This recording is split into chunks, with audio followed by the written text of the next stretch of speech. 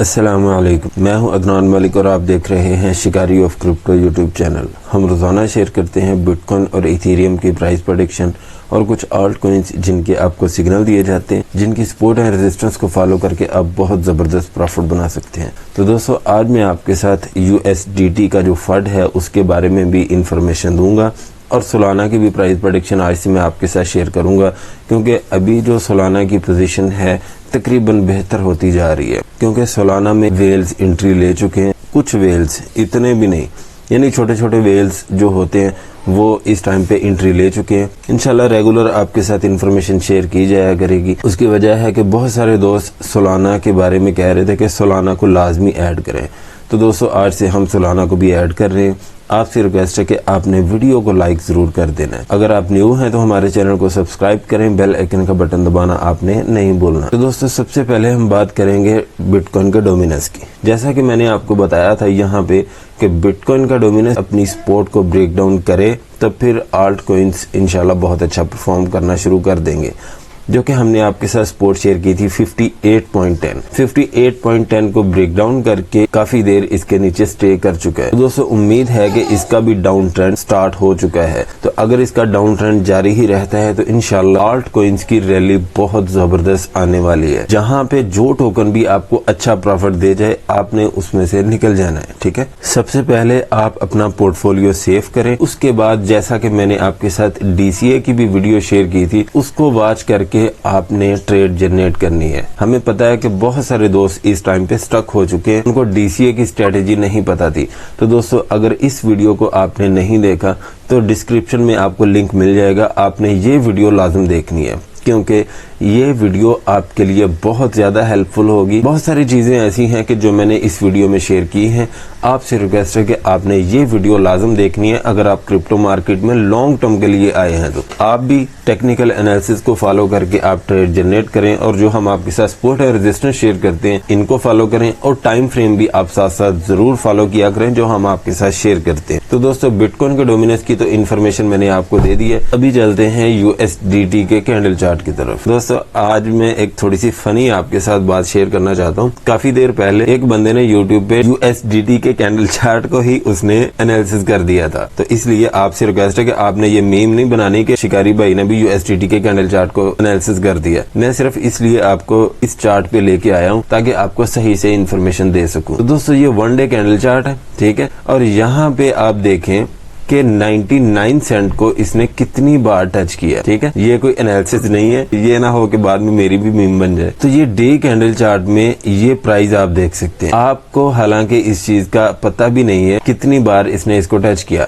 बात आती है प्राइस पे। तो दोस्तों, जितनी देर किसी भी चीज की प्राइस ना गिरे उतनी देर उसमें टेंशन वाली कोई बात नहीं होती। अगर USDT की बात करें तो दोस्तों, एक बात सिर्फ मैं आपको बताना चाहता हूँ, मैं ज्यादा इसके बारे में नहीं कहूंगा। जो लोग आपको कह रहे हैं कि इसका फंड बहुत ज्यादा है, ये हो जाएगा वो हो जाएगा, दोस्तों ऐसी कोई भी बात नहीं है। जहां तक हमें पता है दोस्तों, अगर टेथर को कुछ हो गया ना तो क्रिप्टो मार्केट पे काफी ज्यादा मुश्किलात का सामना हो जाएगा। बाकी मैं कोई फाइनेंशियल एडवाइजर नहीं हूँ। आप अगर ज्यादा पैनिक में हैं तो आप किसी भी स्टेबल कॉइन में आप अपनी सरमायाकारी कन्वर्ट कर सकते हैं, ठीक है। लेकिन दोस्तों, मैं आपको ये भी बता देता हूँ कि हमारे जो असासे पड़े हैं इस टाइम पे वो USDT में भी हैं और USDC में भी हैं। यहाँ पे मैं किसी को प्रमोट नहीं कर रहा, लेकिन मैं अपनी बात कर रहा हूँ। तो इसलिए आपको फिलहाल टेंशन लेने की जरूरत नहीं है, क्योंकि अगर एशिया में भी बैन होता तो फिर प्रॉब्लम इसके लिए क्रिएट हो सकती थी। मुझे नहीं लगता कि आपको भी टेंशन लेने की जरूरत हो। आप अगर ज्यादा पैनिक में हैं तो आप कन्वर्ट कर सकते हैं अपनी जितनी भी सरमायाकारी है किसी भी स्टेबल कॉइन में। अभी चलते हैं बिटकॉइन के कैंडल चार्ट की तरफ। जैसा कि दोस्तों, हमने आपके साथ बिटकॉइन के रेजिस्टेंस शेयर की थी 95,150। हमने कहा था कि इसको ब्रेकआउट करके इसके ऊपर 3 घंटे स्टे कर जाए तो फिर इसका हाई होगा 96,250 तक। लेकिन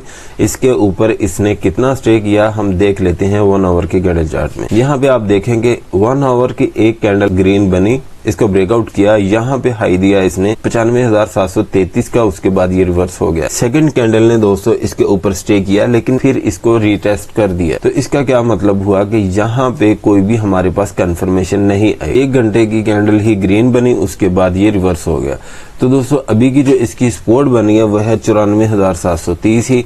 इसको ब्रेक डाउन करके अगर इसके नीचे 3 से 4 घंटे भी स्टे कर गया तो आगे गिरेगा 93,600 से लेके 93,350 तक। यहाँ पे ये वाली जो सपोर्ट है ना 93,350, इसको ब्रेक डाउन नहीं करना चाहिए।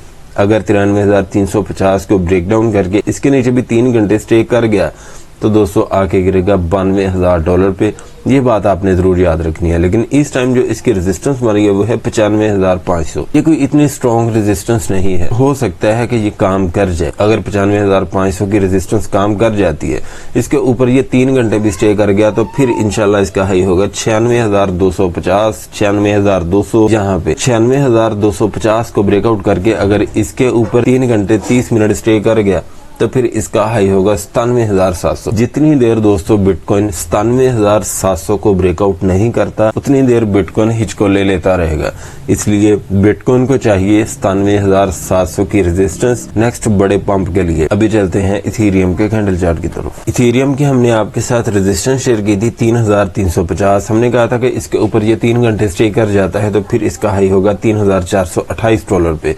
यहाँ पे आप देख सकते हैं $3,428 का ही इसने हाई दिया, उसके बाद ये रिवर्स हो गया। तो अभी की जो इसकी सपोर्ट बनी है वो है 3,350 ही। इसको ब्रेक डाउन करके अगर इसके नीचे ये 2 घंटे 30 मिनट भी स्टे करता है तो फिर इसका लो होगा 3,300 पे। 3,300 की सपोर्ट आपको हिंट देगी कि इसने मजीद डंप होना है या नहीं। 3,300 की सपोर्ट ब्रेक होती है तो $3,270 पे आके ये गिरेगा। लेकिन दोस्तों $3,270 की सपोर्ट अगर ब्रेक हो जाती है फिर $3,200 जो इसकी सपोर्ट है ये इसको गिरने से रोक सकती है। लेकिन अगर $3,200 की जिस दिन भी सपोर्ट ब्रेक हुई उस दिन इथेरियम $100 से $200 मजीद क्रैश हो जाएगा। इस टाइम जो इसकी रेजिस्टेंस बनी वो है 3,428। इसको ब्रेकआउट करता है तो ये रेजिस्टेंस आपको हिंट देगी कि इसने मजीद पंप होना है या नहीं, जो कि प्राइस बन रही है $3,460। इसको ब्रेकआउट करने के बाद इसके ऊपर भी इसको 2 घंटे स्टे करना होगा, फिर इसका हाई $3,500 तक होगा, वहां पे आप इसकी सेलिंग कर सकते हैं। सोलाना की इस टाइम पे जो रेजिस्टेंस बन रही है वो है $194। हमने आपके साथ यही रेजिस्टेंस शेयर की थी और इस टाइम जो इसकी सपोर्ट बनेगी वो है $190। 190 को ब्रेक डाउन करता है तो फिर इसकी सपोर्ट आएगी $182। $182 की ये एक न्यू सपोर्ट बन रही है। $182 की सपोर्ट को अगर ब्रेक डाउन करता है सोलाना तो $172 की सपोर्ट आएगी।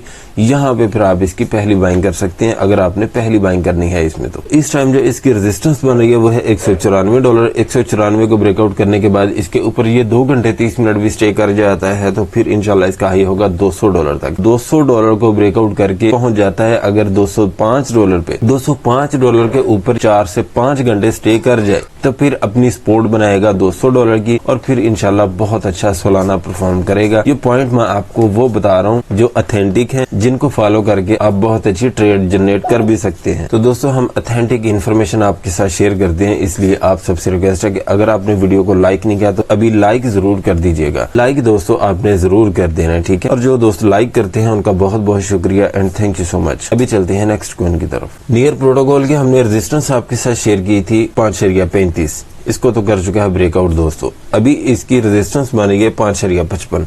ये रेजिस्टेंस आपको हिंट देगी कि इसने मजीद पंप होना है या नहीं। 5.55 को ब्रेकआउट करता है तो 5.70 पे भी आप इसकी सेलिंग कर सकते हैं। लेकिन 5.70 को ब्रेकआउट करने के बाद इसके ऊपर 3 घंटे भी स्टे कर गया तो फिर 5.90 पे इसका हाई होगा, वहां पे भी आप इसकी सेलिंग कर सकते हैं। लेकिन इस टाइम जो इसकी सपोर्ट बन रही है वो है 5.35। इसको ब्रेक डाउन करता है तो फिर 5.15 की सपोर्ट आ रही है। ये सपोर्ट आपको हिंट देगी कि इसने मजीद डंप होना है या नहीं। अगर 5.15 को ब्रेक डाउन करता है तो फिर $5 की इसकी सपोर्ट आएगी। लेकिन $5 की सपोर्ट अगर ब्रेक होती है तो 4.80 पे भी आप इसकी बाइंग कर सकते हैं। टिया की आपकी बाइंग हुई थी 4.70 पे और रेजिस्टेंस हमने आपके साथ शेयर की थी $5 की। इसने $5 को टच किया और उसके बाद ये रिवर्स हो गया। तो दोस्तों अभी भी इसकी रेजिस्टेंस $5 ही है।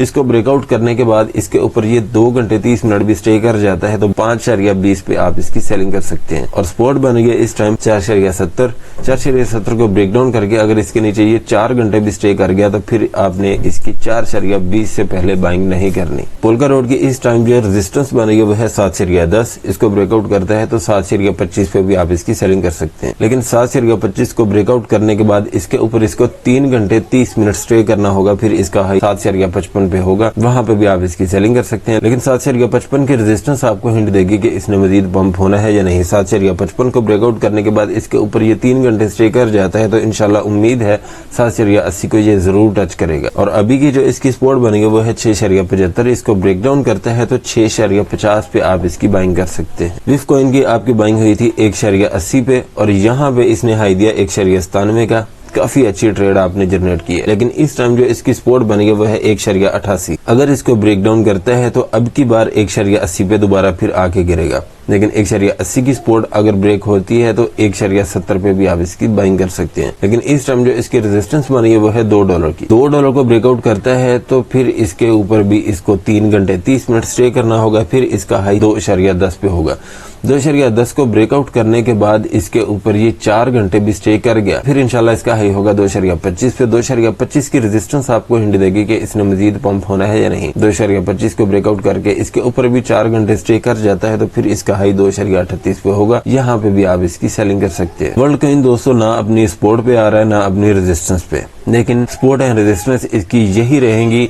इन्हीं को फॉलो करके आपने ट्रेड जनरेट करनी है, क्योंकि ऐसे जब कोई भी टोकन अपनी ना सपोर्ट पे आए ना अपने रेजिस्टेंस पे जाए, हमने टेक्निकल एनालिसिस को ही फॉलो करके ट्रेड जनरेट करनी है। आज भी मैं आपको वर्ल्ड कॉइन की सपोर्ट एंड रेजिस्टेंस बता देता हूँ। वैसे सपोर्ट बनी है 2.12 और रेजिस्टेंस बन गया 2.30। 2.30 को ब्रेकआउट करने के बाद इसके ऊपर ये 4 से 5 घंटे भी स्टे कर जाता है तो फिर इसका हाई 2.50 पे होगा। लेकिन अगर अपनी सपोर्ट को ब्रेक डाउन कर जाता है जो कि बन गया 2.12, तो फिर आपने ये जरूर नोट करना है कि इसके नीचे ये 4 से 5 घंटे भी स्टे कर गया तो आके गिरेगा 1.80 पे। यहाँ पे फिर आपने इसकी बाइंग करनी है। तो दोस्तों यही इन्फॉर्मेशन थी मेरे पास। अगर आप हमारा प्रीमियम ग्रुप ज्वाइन करना चाहते हैं तो इसी वीडियो के डिस्क्रिप्शन में हमारे व्हाट्सएप ग्रुप का लिंक है, उस पर क्लिक करके आप ज्वाइन कर सकते हैं। वीडियो अच्छी लगी है तो लाइक करें, सब्सक्राइब करें और अपने दोस्तों के साथ भी शेयर करें ताकि उनका भी ज्यादा से ज्यादा फायदा हो। मिलते हैं नेक्स्ट वीडियो में इंशाल्लाह। अल्लाह हाफिज।